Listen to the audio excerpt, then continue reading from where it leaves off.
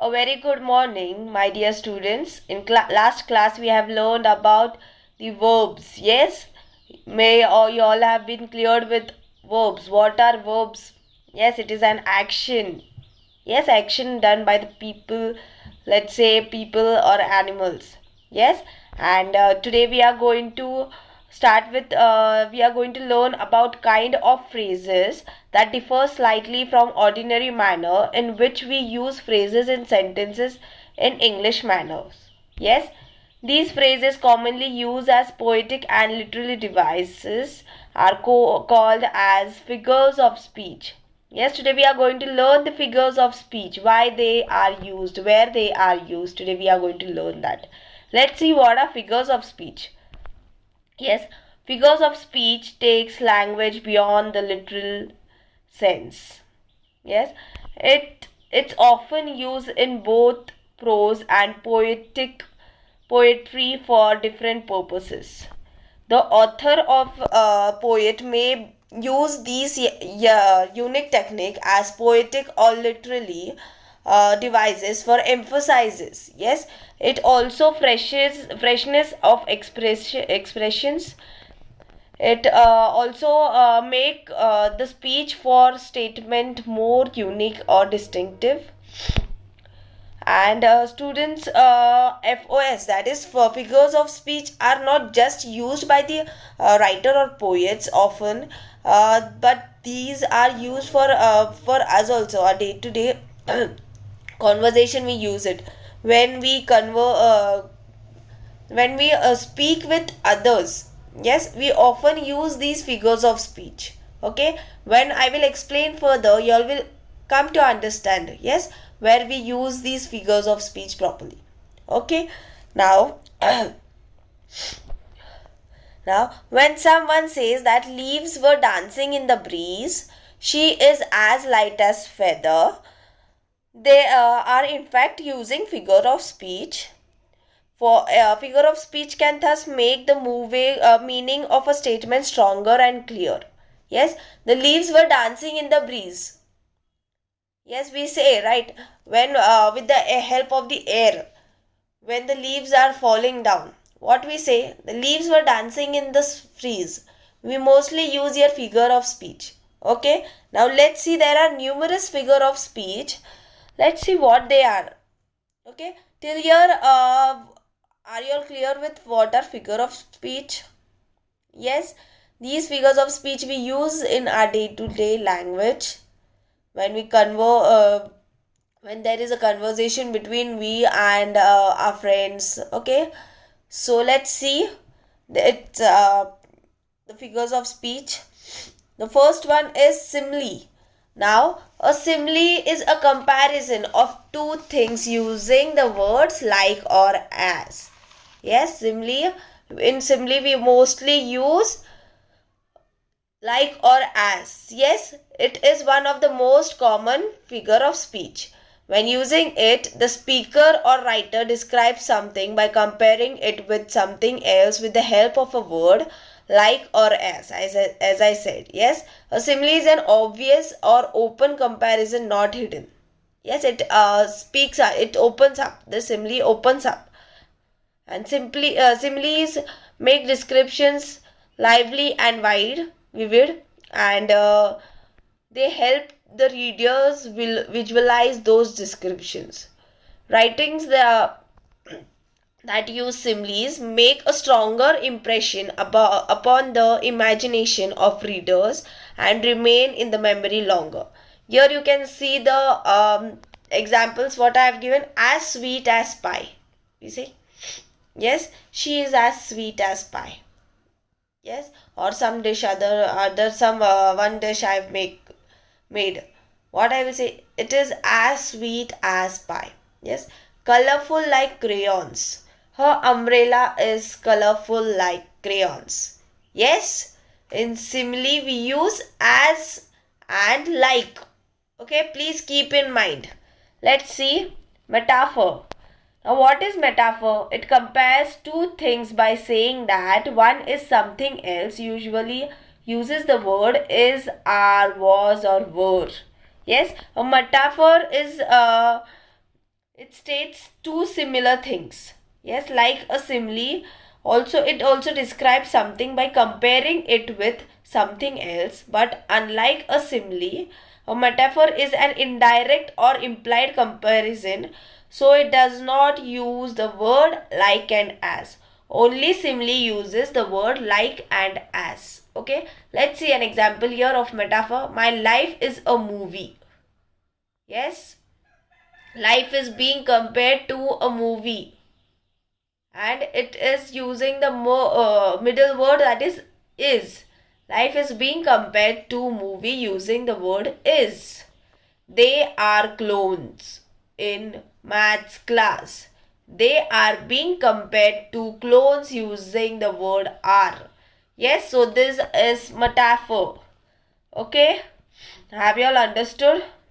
What is simile? We use there, it is in comparison, right? We use like and as, and in metaphor we compares. Yes, we compare this to this thing to this thing. Yes, and when we compare, what the middle word will come, that is metaphor. My life is a movie. Yes, I'm comparing my life to a movie. Yes, let's see. Let's see simile versus metaphor. Simile is a comparison between two different things, and a metaphor is a comparison between two different things without using word as or like. Yes. Simile uses connecting words as like and as. Metaphors do not use connecting words. To point a picture and give an example. Yes, simile here simply it points to a picture and it gives an example. And in metaphor, to point a picture for the reader. Okay, simile makes explicit comparisons. Metaphor make implicit comparison. Yes, a comparison between two different things in some simile, and in metaphor a comparison between two different things without using as and like. We can see here the examples of simile. Bob is as brave as lion. Yes, the pizza is as hot as fire. Life is like a dream. She is like an angel. Life is like a box of chocolates. Now here in simile, we can immediately come to know what they are using and by what the sentence it is a simile or a metaphor. Yes, how you come to know it is a simile?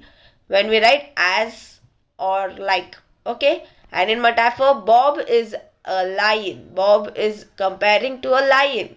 So is a metaphor there. Okay, the pizza is a fire. Life is a dream. She is an angel. Life is a box of chocolates. In metaphor, we compare. Yes, as I said. Okay, let's have you all understood till here. Let's move further. Personification. Now, what is personification? Yes, personification is when you give human qualities and human characteristics to an object, animal, or idea. Personification gives human qualities to something that is not human. Yes, it only gives human qualities. An object, an idea, or an animal. For example, in one of her short stories, the author Catherine Mansfield writes that it was the early afternoon of a sunshine day with little winds playing hide and seek in it. Yes, the author describes the wind in such a way that we feel as if the little winds are little children playing hide and seek. Yes, it is comparing to the children. Yes, it is saying that personification gives human qualities, but it is not human. Okay, so let's see example of it. The winds hold non-living things given the quality of holding. Yes, the branches bow to welcome us. Does the branches bow at us? No, it is just giving an example. Just we can say that the branches bowed to welcome us. Non-living things give the human quality of bowing down. Okay. I'm yummy, eat me. Does the cake says that? Does the cake is having mouth to say I'm yummy, yummy, eat me? We feel that, right? The cupcake was calling to her. Yes. Now when we go to a cake shop, we see. Now who will there's chocolate cake, black forest cake, vanilla cake. Okay. Now who we will fill whichever is best, we will buy that. Yes. And it is just giving an example that personification means humans are on not humans are included. It's just giving a human quality. Now chocolate cake will say, I'm yummy, eat me. Yes. Then we will buy that cake. Okay. Here, the sun is smiling at us. Does the sun smiles at us? But we feel that he is smiling at us. Yes, so it is a personification. The streets are calling me. Does the streets call me? No, but we say, yes, the streets are calling me. It's personification. Okay. Have you all understood till here? Okay, let's go further. Alliteration. Now, what is alliteration? Alliteration is the repetition of the same or similar kinds of sounds at the beginning of words or is in stressed syllables. You can see your example. The sizzling sun shone brightly in a beautiful blue sky above the farm. The friendly farmer fed his 4 chirping chickens corn.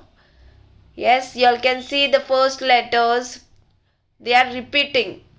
The letters which are repeating is alliteration. Okay, let's see example. I have heard how hedgehogs hog the hedge. Repeating sound at the start of words is known as alliteration. Yes. It also stress. Yes, in between you all can see hedgehogs. Yes, but we scoff sticky slugs. Yes. Then what? The starting letter, if it's continuously using the same letter for each word, it is known as alliteration. Have you all understood it? Let's see further. Repetition. Words which are repeated more than once in a single line. Adds a pleasing or musical effect to the poem. Yes. Example, star, light, star, bright, first star I see tonight. Yes. In alliteration, what it was? It was the first letter repeating. It is known as alliteration. And in repetition, it is the words repeating. It is known as repetition. Okay. Now, sounds which words, phrases or lines that are started or used for more than once in a poem is known as repetition. You can see your example. Humpty Dumpty sat on a wall. Humpty Dumpty had a great fall. All the king's horses and all the king's men couldn't put Humpty together again. Yes, so it is Humpty Dumpty, Humpty Dumpty. It's repeating. So it is repetition. Have you all understood till here? Let's revise. What is simile? It is a direct comparison. And what we use there, how we will come to know it is a simile. Yes, by using as and like. As or like. Yes. And what is metaphor? It is an indirect comparison. Yes. Like I am like sun as hot. I am like sun. Hot. Yes. Am I like sun? I get angry, but am I like sun? Yes, it is comparing. I am comparing myself to sun. I am like sun. So like is metaphor. Alliteration. Sound of a letter is repeated. Yes, only the sound, that is first letter, it is only repeating. And repetition means the whole word is repeating many times. Personification. Any non-living thing is given a human quality. Yes, a non-human thing is, living thing is given human quality. Yes, have you all understood it here? Please complete it, and if any queries, please let me know and start completing your grammar book as well. Thank you. Have a nice day, and please start completing the poem and start searching in that poem whether these figures of speech are there or no. Yes, thank you.